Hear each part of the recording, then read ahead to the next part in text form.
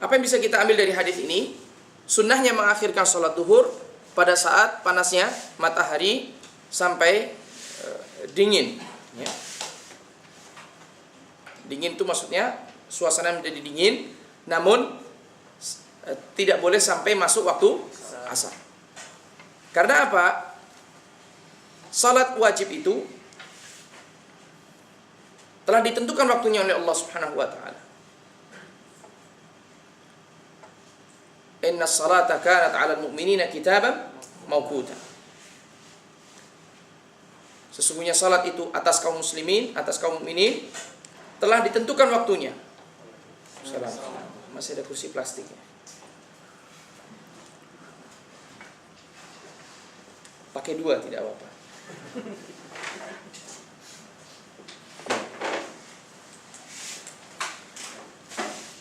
Dan diperbolehkannya mengakhirkan sholat duhur tersebut hanya sampai batasan sebelum masuknya waktu asar. Nah, dan ini mirip kejadiannya seperti seorang wanita yang terkena istihadah. Ketika itu pernah kita sebutkan, seorang wanita yang sering terkena istihadah, maka disunahkan bagi wanita tersebut untuk mandi, dan apabila dia mandi maka dia menggabungkan antara duhur dengan asar. Dilakukan pada salah satu waktu di antara keduanya. Ima waktu duhur menjelang asar atau waktu asar setelah masuknya waktu asar. Pada awal waktunya. Nah, ini bagi yang ingin mandi. Sedangkan yang ingin berwudu, maka silakan berwudu, membersihkan farsnya, kemudian berwudu untuk setiap salat.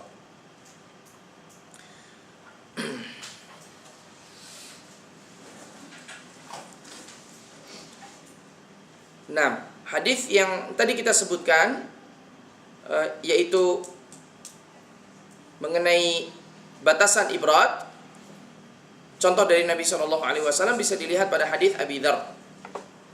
Kunna fi safarin ma'an Nabi SAW fa arada al-muadzin an yu'adzin lidh-dhuhr fa qala abrid. Thumma arada an yu'adzin fa qala lahu abrid. Nabi masih terus mengatakan berdingin-dinginlah dan terus hatta ra'ayna fai'al al-talul. Fa huwa yurshidu ila qadri al-ibrad annahu dhuhur al-fai' lil jidran wa nahwiha. Nah, yang berikutnya, hikmah dari perintah di atas, yaitu perintah mengakhirkan sholat duhur sampai waktu yang dingin, adalah untuk mencari ketenangan di dalam sholat, sehingga sholat itu dalam keadaan tenang. Agar apa? Agar hati ini bisa hadir di dalam sholat, sehingga tidak terganggu oleh berbagai macam gangguan. Dan termasuk ya ikhwah, seperti yang tadi kita contohkan, hendaknya seseorang juga mencari sebab agar dia tidak terganggu. Seperti saatnya dia membawa handphone, hendaklah di silent atau dimatikan. Bahkan jangan getar sekalipun, katakanlah. Sebab terkadang getar pun membuat bergetar. Ya. Jadi siapa ini? Jadi pasti ada gangguannya. Jadi saran saya, getar pun tidak. Usahakan betul-betul silent atau bahkan dimatikan sama sekali. Kalau memang ingin mendapatkan nomor orang yang menelpon, silahkan menggunakan layanan mailbox, ya. Atau mungkin bisa dinyalakan tetapi silent. Nah, termasuk juga ketika di tengah-tengah sholat, seandainya khawatir, sebab Assalamualaikum. Silakan ya, di depan tidak apa-apa ya. Masih ada? Oh iya.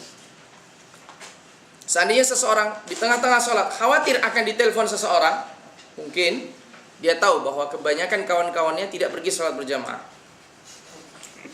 Jadi dia tidak tahu kalau si fulan, yaitu yang akan ditelepon ini, setiap waktu sholat dia berada di masjid. Maka alangkah baiknya ketika dia di tengah-tengah sholat sekalipun mematikan handphone. Nah, kemudian hikmah yaitu kemudian yang berikutnya al-hukm yaduru ma'a illatihi. Ini diantara dalil dari kaidah yang berbunyi al-hukm yaduru ma'al illati wujudan wa adaman. Ya, antum kalau ditanya apa dalil al-hukm yaduru ma'al illati wujudan wa adaman, maka tunjukkan di antara dalilnya adalah hadis ini. Kaidah-kaidah yang dibuat oleh para ulama dibangun dari dalil-dalil yang tidak sedikit. Dan di antara dalil dari kaidah al-hukmu yaduru ma'al illati wujudan wa adaman adalah hadis bal. Apa maksud dari kalimat al-hukmu yaduru ma'al illati wujudan wa adaman?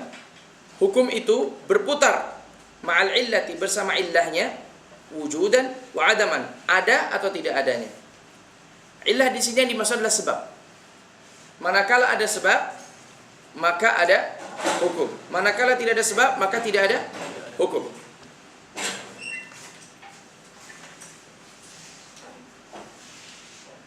Nah, apa yang dimaksud al-hukmu yaduru ma'al illati wujudan wa adaman di sini? Kita berlakukan hukumnya, kita masukkan ke dalam masalah kita. Apabila panas, Nabi SAW menggantungkan hukum ibrad ini kepada apa? Illah atau sebab. Apa sebabnya? Panas yang menyengat. Maka kalau kita kembalikan, seandainya kita balikkan, seandainya tidak ditemukan panas yang menyengat pada waktu duhur, maka sunnahnya adalah dilaksanakan pada awal waktunya. Sehingga apa?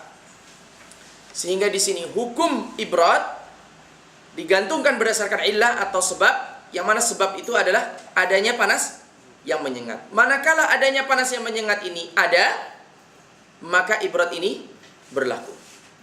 Tetapi manakala panas ini tidak ada, maka hukum ibrad ini tidak berlaku.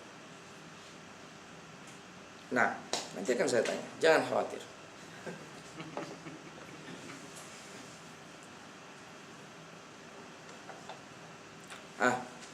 Termasuk juga apabila kita tinggal di daerah yang dingin. Alhamdulillah kita tinggal di daerah yang panas ya.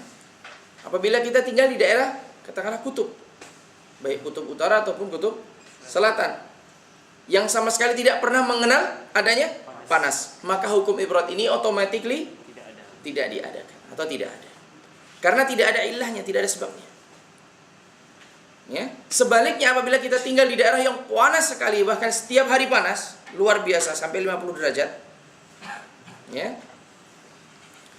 Maka hukum ini bisa dilakukan bahkan setiap hari. Karena panas sekali. Ya. Nah, semestinya hukum ini sering dilakukan di daerah-daerah seperti Sudan. Sudan panas. Nah, kemudian berikutnya dhahirul hadits wal mafhum min al-hikmah fi hadha at-ta'khir anna al-hukm 'am fi haqqi man yu'addi shalah jama'ah fil masjid. Nah, ini sudah kita sebutkan.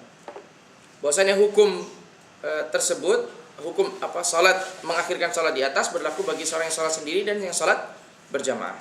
Termasuk dalam keumuman lafaz hadis. Annahu yusra' al-musalli an yu'addi shalah ba'idan an kulli syaghilin anha wa mulhin fiha. Nah, ini tadi sudah kita sebutkan. Bahwasanya seorang yang hendak melaksanakan salat, hendaknya dia menjauhkan dirinya dari segala sesuatu yang bisa menyibukkan pikirannya. Termasuk juga membawa anak. Ya, kemudian anaknya ini suka berjalan ke sana dan kemari. Ini akan mengganggu konsentrasinya. Karena dia akan selalu berpikir, kemana anak saya pergi? Allahumma kalian tidak peduli anaknya pergi kemana. Ya, ini lain bab. Tetapi saya tidak mengira ada yang demikian. Karenanya bahkan di Saudi itu, di Madinah ya khususnya, menurut cerita ummahat, mereka sampai mengikat anak-anaknya. Jadi anak-anaknya itu diikat di perutnya, kemudian diikatkan ke tangan atau ke kaki atau ke perut ibunya. Nah, diberi space kira-kira 2 meter lah. Jadi kalau mereka pergi tidak lebih dari 2 meter. Ya. Dan karenanya karenanya Nabi SAW mengatakan bahwasannya salat yang paling afdal bagi wanita adalah di rumahnya. Karena Allah Subhanahu wa taala mengetahui bahwa para wanita ini tidak akan bisa melepaskan dirinya dari anak-anak dan kesibukan rumahnya. Karenanya yang paling afdal bagi wanita yang memang disibukkan oleh rumah tangganya adalah salat dikerjakan di rumahnya. Namun perhatikan, ini bagi wanita yang memungkinkan baginya untuk pergi ke masjid. Kalau yang sama sekali dari kecil tidak pernah mau mencium bau masjid, maka tidak akan mendapatkan keutamaan seperti melebihi salat berjamaah di masjid. Ditambah lagi, salat yang dia lakukan di rumah itu bertepatan dengan salat yang dilakukan di masjid. Kalau seorang akhwat dia berada salat di rumahnya karena ingin mendapatkan keutamaan, tetapi salatnya di akhir waktunya, maka dia tidak akan mendapatkan keutamaan yang lebih dari pelaksanaan salat berjamaah di masjid, karena wanita ini mengakhirkan salat dari awal waktunya, sehingga dia tidak, istilahnya tidak mundhabit, tidak betul-betul seakan-akan dia hendak pergi ke masjid. Kalau tidak karena kesibukan di rumahnya, maka dia pasti akan pergi ke masjid. Nah, apabila tidak demikian, maka tidak mendapatkan keutamaan tersebut. Wallahu a'lam. Kemudian